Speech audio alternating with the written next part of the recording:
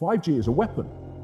It's used by the military. Do you know these 5G millimeter wave technologies are used to scatter crowds?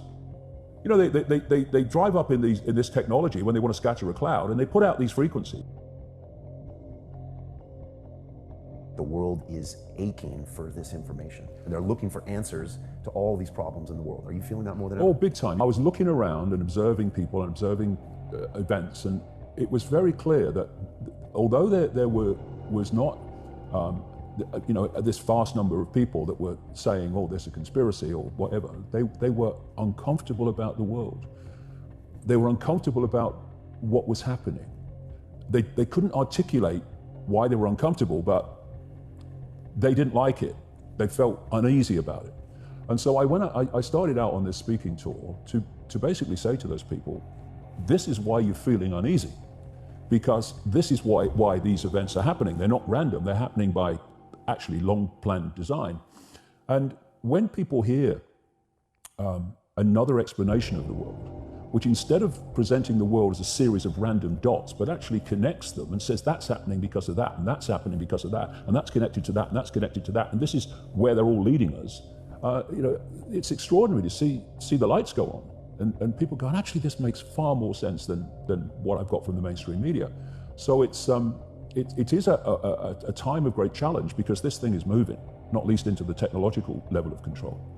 But there's such a difference between what you see in the mainstream, what you see coming from people who dominate the microphones, and what you get when you talk to people in the general population. They do not see life the same way. Not least because the more they observe the real world that they're told to believe in, the less sense it makes, the more ridiculous it is. So there has to be other explanations, and people are more open to them. 5G is a weapon. It's used by the military. Do you know these 5G millimeter wave technologies are used to scatter crowds? You know, they drive up in this technology when they want to scatter a cloud, and they put out these frequencies in a much higher power than 5G will be initially with us, but the same frequencies. And people scatter because they get the feeling their skin is on fire. Because the human body, including the skin, is an antenna. It interacts with frequencies, and it receives and transmits information. At the cutting edge of understanding of DNA, scientists know that DNA is a receiver-transmitter of information. And so we are electromagnetic, electrical organisms, transmitters and receivers of information. When our electromagnetic fields are in balance and harmony, we have health. We have psychological health, and we have physical health. The reason that this technological society is causing so much psychological and quote, physical disease is because these frequencies, technologically driven, and we live in this Wi-Fi world now, and all the phone masts and all the rest of it, these technologically generated frequencies are scrambling the balance of the human electromagnetic electrical communication systems. And if you scramble them, you create a state of disharmony, dis-ease, which plays through to physical and mental, emotional, psychological dis-ease. I say this to kids and anybody else. How long could you live without your smartphone?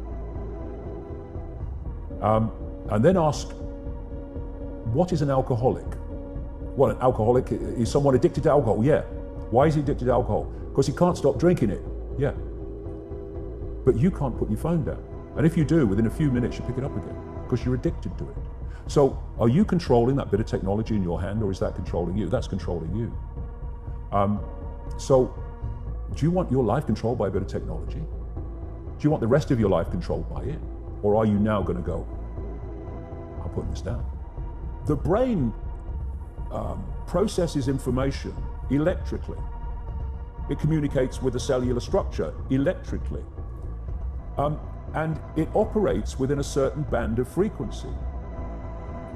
If you can broadcast frequencies carrying information, this technology has long been known, carrying information and perceptions within the frequency that the brain decodes information, the brain will decode those frequencies and will have those perceptions. You can externally even without connection to AI, although that's the piece de la resistance, if you like, that's the kind of holy grail.